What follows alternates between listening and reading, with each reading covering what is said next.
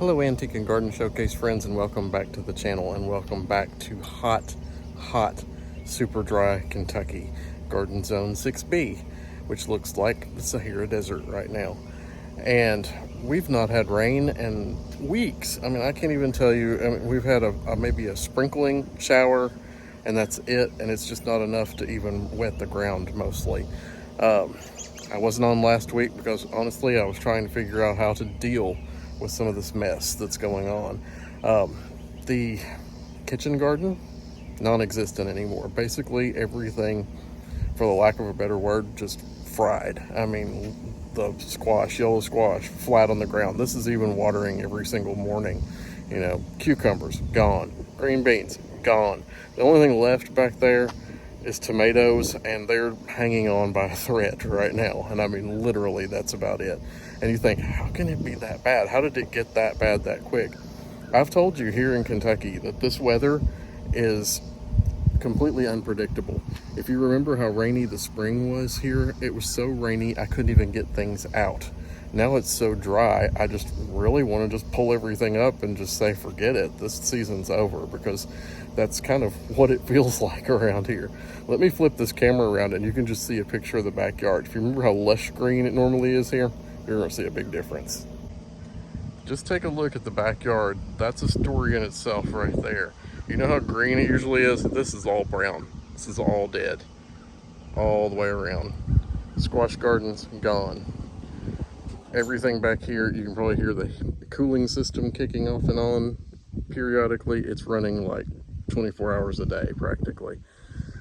Even these daisies, which are trying to bloom, they are wilted most of the time out here in the heat. I'm actually in a shady spot right now, so that makes a huge difference. This tree, I think we're going to lose it. And that's not necessarily a bad thing. It's crowded anyway, but still, the heat's taken that. I'll show you some other things around here too, towards the front from the heat. As we look around here in the shade, it doesn't look too bad. I mean, you can see patches of brown here, little patches of green. This is probably from where I've washed the cars, and you know, I have kept this watered somewhat down through here. Trying to keep the cannas watered. It's so hot that cannas won't even bloom. And I mean, we're talking tropical type plants here. These things have been here all spring. They're just now budding, and some of them are blooming way down in the leaves before they ever come out. This one has just now started to put on buds mid-July, and it's watered every single day. So, you know, yeah, there's that. Then look at this grass. It's brown. I mean, burnt to a crisp up through here. You can hear it crunching under my feet. This is that bad grass I've been trying to get rid of anyway, so hopefully it's burnt up now. Anyway, this bed wouldn't survive if it hadn't been for the sprinkler system that I put in here. And even with that, the proven winners grasses with nightly watering look like this. You know, burnt brown. The caladiums are surviving somehow down there. They're pretty tough. But this bed gets a soaking. It gets 15 to 20 minutes soaking every single night just to try to survive the best it possibly can. And you know, here's another example of cannas that are blooming before they practically don't even get out of the leaves. And that's highly unusual because they typically come up on a really pretty stalk, bloom out great big blooms. That's canna rose, and it looks worse than I've ever seen it look. On the back side of this, the hydrangea has been pretty tough, but it's still getting water all the time too. So weeds are bad. You know, it's so dry you can't even hardly weed out here. I've got a stuck sprinkler there too, apparently, from the petunias. Fix that real quick. We need all the coverage of water we can get out here.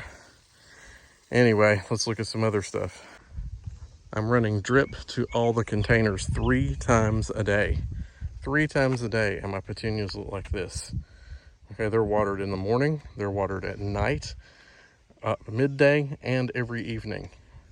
Well, I've run this extra tonight. I've actually come out here and put sprinklers full in here as well to try to save these. I don't think there's going to be much saving the Priscillas at this point. And I mean, you can just see that dry, windy nastiness. Look at the front yard. Look at all the brown out in there. You can't water it all. You can try, but it's not going to do any good. petunias all look the same. For some reason, this one's thriving. I don't know why these geraniums are loving the heat so much, but they're coming out. The boxwoods and things here are good because they're on drip. I had to put them in because they were suffering in that spot prior. And drip, there's another issue. Let me tell you about drip. I run 1/4-inch drip down this wall from the other side over there, and it works fine for all these potted plants and whatever else. But I've been coming out here nightly to check because the weird thing in this heat, the hoses have been blowing off the connectors. That's why they're all pulled out. Usually they're up underneath of here. I come out here to find a fountain of water spraying up in the air sometimes. And it's just because the heat has been so much that these hose connections separate. So I'm thinking after this year, the drip system as it is right now is done. We're gonna have to put in new. Daylilies, look at how bad the daylilies look. They are dead, the leaves. When they started to bloom, they took all the energy out of the leaves to try to get a few blooms on here, and they're just, they're done. This petunia, I've trimmed some of these back already. They're just burnt right in the center. And this is kind of the story of everything around here. I mean, when you look at the lawn, it's horrible how brown it is. It's been many years since we've seen anything look like this. As many of you know, I started the East Side Project. Well, I got the East Side Project going. As you can see, part of it is strawed and seeded. It's strawed and seeded, and the only part of it that's coming up is where the edge of the sprinkler hits every single morning when it kicks on. And that's another issue. I put sprinklers in on this side to try to evenly wet this, and I'm going to call these out because I'm not happy with them. Look at it. Looks like crop circles, okay? They do not fill in the area. These were Rainbird sprinklers. The others were a different brand. I think they're Orbit or something like that. These you have to constantly adjust, smaller, larger, smaller, larger. Go in there and adjust them. They will not give you coverage except in a concentric circle. So, there's a product that I'm going to have a hard time recommending just because for this application, does not work well. And like I said, this was where I got with the East Side Project. I got it seeded down to here. I did not get, there's more dirt here to be moved in and filled in. These are my hydrangeas from Creekside, Gardening with Creekside, the YouTuber. They are looking really well. I come out here with buckets of water and try to keep them alive. This lily was slated to be moved because it's in an area where it doesn't thrive now with the big magnolia tree gone. It burns. So that was supposed to be moved, and the ground's too hard to move it. I did put in the oak leaf hydrangeas that I bought just to get them in the ground. I had to move the bench. This was going to happen anyway, but something forced me to do this quicker. Actually, not me. My mother moved this thing. Don't ask me how or what got into her to lift this stone and try to bring it up here, other than the fact that we have huge moles down here digging up the yard. In fact, right around the brand new tree that I put in down there.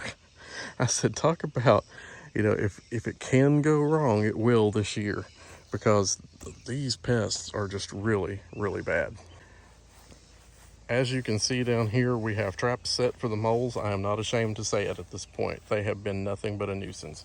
Look at these piles of dirt here, here, here, here, here. They tore out the bricks here. The bench was there. They pushed the bench up out of the ground. They tore up the entire poppy bed. The bed with the oriental poppies, gone. They obliterated it. They tore up out here. They tore up back here. They went around to the back side of this where I'm working. They tore up a spot here, and then they went over here, and they made another huge mound here. So, at this point, there are not enough traps in the world for these things. They have really, and how they're even doing this with this ground is hard. This ground is like concrete right now. It's so hard, you can't even hardly shovel it, which is why I've not touched that pile of dirt for weeks now. So I hate to be kind of negative about things, I guess we're lucky in a way to have gotten as much as we did get done out here, but it's, I think about gardening with Creekside. Grow, bloom, and thrive. You know, I can grow it, it'll bloom, but it's sure not thriving here right now, no matter what you do. I mean, I could stand out here probably 24 hours a day with buckets of water, and it's just not going to do anything at this point. We need rain, and we need not lots of rain. We need just slow soaking rain, not storms, not wind, not anything like that, just slow soaking rain. This place is really, really dry. And, you know, it kind of stinks to lose your whole entire vegetable garden too. And especially when you've got major projects like the east side redo going on over here. What do? You wait to fall and hope you can get it done. So that's kind of where we're at right now. We're just hoping, you know, I got this much done. This much was done, and then this is where it stands still. So anyway, I'm not going to be planting. I had some ideas of other things to plant in here this year. Not going to happen. I'm just, you know, I'm done. I'm going to let it rest. I'm going to let what I have grow in. I'm going to try to get this dirt filled in here, bench placed, this retooled down here if I can at some point, and call it a season. And you're thinking, golly, already in July? Yes, I'm calling it a season out here because after all this, the cleanup's going to be really, you know, quite a bit. The hydrangea's done. That's going to have to be all trimmed up, cleaned up. The daylilies are done. That's going to have to be cleaned up, trimmed up. If it ever rains again, this yard's going to have to be mowed and groomed. It's where we had the trees taken out. It's still burnt up down through here where they drove in. Other portions of it you can see out through here are growing a little bit where there's been little patches, but yeah, it's in need of rain and fall. So I'm going to go over here and turn the driveway island sprinklers off. They've been running 15 to 20 minutes now. Hopefully that will stay alive long enough that if it does cool down and we get some more showers, the resilient proven winners plants will bounce back and kick back in, and this will it's still beautiful. I mean, but it's sitting here in the middle of a desert oasis practically right now. And yeah, it feels, it's hot. It feels like desert out here. So that's pretty much what's been going on around here. I have been working daylight to dark, not really daylight to dark, but every day for the auction center. We've had lots of great auctions coming out in the last few weeks. It's been extremely hot trying to do pickups at those auctions as well. And last Friday, I come home, I was like, I've not gotten my video done for Antique and Garden Showcase. We've been out in the heat, 90 something degrees all day with fans on. I felt like I had worked in an air fryer most of the day, to put it quite honestly. I was so tired. I'm like, I'm just going to put out that we're not having a video on Saturday. And that's kind of exactly what happened, because I was just done. I'm done with this weather, and I'm done with it like this. I like to see things thrive. I really do. And you know, in the past I've always had really pretty containers and gardens and whatever, and everything seems to have worked well. And this is a year that it just has not. But I don't think I'm alone. In fact, I know I'm not alone. I've seen plenty of other people on YouTube and other places, you know, having the same sentiments. So, you know, hey, we're lucky. We have air conditioning.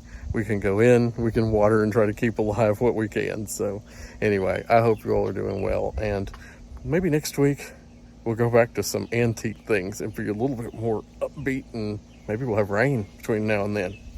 Keep your fingers crossed. We'll see you in the next one. Bye.